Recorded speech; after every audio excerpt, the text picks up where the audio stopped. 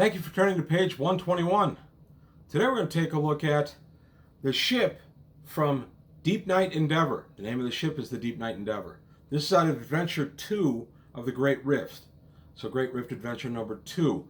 It's a good adventure. It's a really good adventure. I absolutely can see myself running this sometime down the line. And this leads into the Deepnight Revelations box set, that big beautiful box set I featured a few months ago. My eventual hope is to run this adventure, which dovetails into that box set. I like all the Great Rift adventure stuff so far.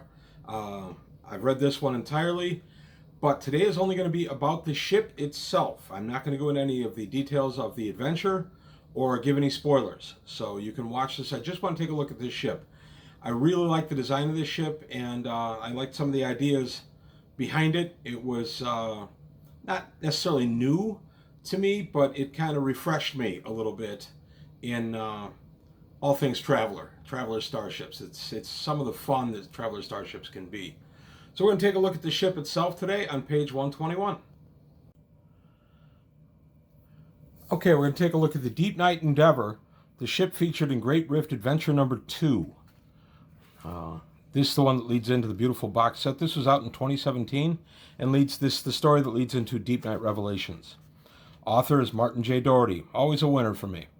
Thank you, Mongoose, for this guy. This is beautiful. The first 24 pages of this book, it's 55 pages long. The first 24 pages are devoted just to the ship and general information. So I'm going to go ahead and show you this stuff, and it's not really going to hurt anything. There are no spoilers coming up. I'm not going to go into the adventure itself. So the first thing we learn about is the Deepnight Exploration Company, LIC, and basically it's an imperial corporation that specializes in deep space operations and surveys. It operates a significant number of small scientific and exploration vehicles, plus a couple of larger vessels. The primary assets are the 4 very large exploration vessels bearing the corporate's name: Deepnight Endeavour, Deepnight Voyager, Deepnight Explorer, and Deepnight Discovery. The corporation owns a few permanent bases and outposts. So this is a pretty large corporation, and they are the ones that have leased out the Deepnight Endeavour to the Imperium, and we're just going to take a look at the ship itself. First off, there's a beautiful side view and a frontal view of the vessel. She's a beauty. I like this guy a lot. This ship also has fuel shuttles that attach to it to give it a nominal displacement of 100,000 tons, including 12 craft of 300 tons each attached to the docking rails or the flight operations pod. I love the idea of having parasite vehicles that were also jump capable with this ship. This is pretty neat. It can the ship itself can make 2 consecutive jump 3 transits, and her drive requires 10% less fuel than standard because it's a special high efficiency jump drive rather. And it's got, as I said, the attached fuel shuttles. The ship itself is not streamlined, so it can't go wilderness refueling, but it can send the shuttles in. They refuel and then reattach to the mothership. So here we go. There's the operations, designed to spend a long time in transit and on station without external support. Standard procedure is to arrive in a new star system, skim the nearby fuel source, and then while the parent vessel does what it will, the shuttles and their crews go off to get the fuel that it'll need for its next step. Here we get a nice look at the decks themselves. I'm going to go deck 1, 2, and 3. I'm going to go reverse order. So deck 1 is the base deck with the shuttle cradles, the cargo module, and the flight operations pod. I'm going to show what all these guys are in a moment. And then the command deck is on deck 2, the command section, operations module, which is called the ops mod, primary structural member, which is basically what's holding it all together, and then the engineering section. So these are the structural members. And then deck 3 is the forward science pod, has the forward science pod, out here, the central science pod, and then the aft science pod.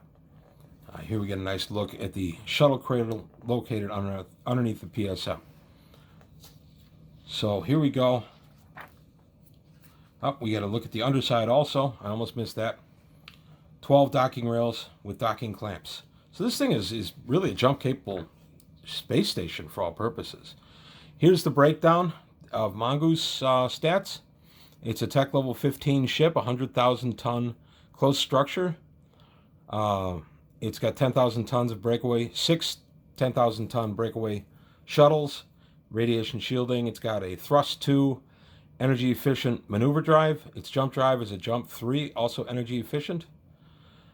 Tech level 15 fusion power plant. It's got 16 weeks of operation on its fuel tanks and a jump 1. The shuttles themselves are jump 3, and there are 2 of those. And then the bridge, we come down to the computer, which is Core 100 FIB, the shuttle computers, and then we get to the sensors, which are advanced extended array deep penetration scanners, life scanners analysis suite, mineral detection suite, and gravitational analysis suite. You would expect a ship like this to have superior sensors. And then it does have weapons. It's got 6 shuttles that are military grade. It also has 2 large particle projection bays, 4 large missile bays, and 70 dual turrets for beam lasers. So this guy is it's ready to be out there, ready to take care of itself. I like that. It's a scientific vessel, definitely, but there is a nice military flavor to it. So now we're going to come take a look at the crew itself. The crew for just the ship itself, captain, and then 23 officers, 23 pilots, 3 astrogators, 60 engineers, 42 maintenance, 9 medics, 32 gunners, 3 administrators, 22 stewards, 30 deckhands, and 115 mission personnel. The mission personnel would be the attached scientists that are on the vessel itself. And here we have the rest of the breakdown for they're paying for the laboratory. It's the systems here, and then it continues here, and then we go into the software itself for the vessel. So it's nice. I like this ship a lot. Here we go. Now we get some nice cutaway looks. We got the ship itself right there. Now we got a nice flight operations pod, also called the flop. And now we get some really nice looks. The cutaway angled kind of depiction. I like these. I am kind of sad that these aren't, you can't play them on the game table. I do wish Mongoose would look into something like that. Having these available as actual play stations, play mats, would be pretty nice. And now we come to the command section, the operations module, and the gantries. This is where most of the people are staying. This is just a beautiful ship. I just love this look. Here are all the staterooms for all the personnel. So there's different staterooms, different parts of the ship. Here we got the engineering section with all the engineering pods. Now we go to the science pods. Just a bunch of nice stuff here. And now we're going to take a look at the fuel shuttle. This is the independent fuel shuttle. And the ship has 6 of those. These are the ones that go and do the wilderness refueling and then come back to the mothership and reattach. These are 10,000 ton displacement, close structure. It's got radiation shielding. They have thrust 2, fusion plant of tech level 15, generating 5,000 power, 1,440 weeks of operation, military grade sensors, fuel scoop, 6 staterooms, and then just a little bit of the software maneuver 0. And just another nice look at the shuttle itself. So these are important to the story going forward, but they're also important to the operation of the ship. This is what gives the ship its fuel to run on. And now we get down to the crew. We get a nice look at the crew. So if you're doing any kind of military campaign, this would be a good one to take a look at, because the vessel is run kind of as a military vessel in that the command crew and everybody have military experience. But the scientists decide where the ship goes and things like that. But in times of trouble or crisis, of course, the captain of the ship makes the final call. This is pretty sweet. We get a breakdown of the command crew, who's who in the command crew, then the flight department, then the engineering department. And then we have, oh, nice look at the chain of command right here. So we got the captain as the master, executive officer is the first officer, flight officer is the second officer, weapons officer is the third officer, operations officer as the fourth officer, and engineering officer as the fifth officer. So there's your chain of command. So if things go south, you know who to follow, whose orders to follow. Let me take a look at the operations department and then the mission personnel. And these would be the science teams that are there for whatever the ship's mission is. And it's pretty sweet. I like the idea that this is just a massive exploration vessel.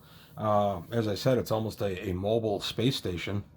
And this is the part that really I kind of geeked out on, because it's carrying the following subordinate craft on her central docking rail. 4 Type S scout couriers, 4 A2 far traders, and these are converted to carry additional fuel and stores, and then 4 A2 far traders converted to low capability exploration vessels. And it also has 12 40-ton pinnaces. So this ship is ready and has the legs to do anything you need it to do. I love the idea of it having parasite, scout courier, and far traders, and just its own pinnaces and things like that. This thing can defend itself. This thing can go where it needs to go. If it has to dispatch the scout ships to another section for information or supply run or anything like that, it can. The far trader, it can use it in emergency as a fuel shuttle. This is just really nice. I liked how this is laid out. I thought Mongoose did a great job setting this whole thing up. We have personal weaponry and equipment. Basically, the personal weaponry is limited to things that won't pierce the hull, stuff like that. And then primary structural members, the fuel shuttles, attachment gantries, operations module, command section.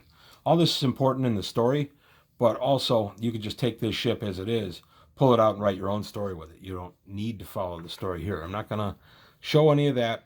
I'm just going to show the last here. The engineering section, the flight operations pod, the flop, I love that name. The cargo module, basically the hold, the forward science pod, central science pod, and the aft science pod. I was impressed by this ship. I love big ships. I love big ships with smaller subordinate craft. I love the idea of having scouts and far traders attached to this thing as part of its ordinary ship's complement. This was really good. I spent probably 2 days just going over the ship itself and really reveling in the design and everything. So for that alone, this is worth picking up. But then the story itself, the adventure itself, which I'm not going to go into, is also pretty gripping and gives you the reason for the Deepnight revelations. I recommend this. This is available through Mongoose as a PDF and as a print adventure. You buy the print adventure, you get both the PDF and the print adventure. This is totally worth it. I've really enjoyed the Great Rift series. This is the first one I've really read all the way through. I've glanced at a couple of the others, but this is the one that's really gotten my attention, and it leads, of course, to Deepnight Revelations, which is the big box set I showed a few months ago, and I want to get into that, and I'll take a look at that as I go forward. So that's all I've got to say today about this beautiful ship on page 121. If you have any comments or suggestions, things you'd want to see, please leave them below. Polite criticism is always welcome. And that's really all I've got. Please remember the Patreon. I'm still trying to grow the channel, so I need a little help there. But that's all I've got today for page 121. Thanks for watching, and I'll see you next time.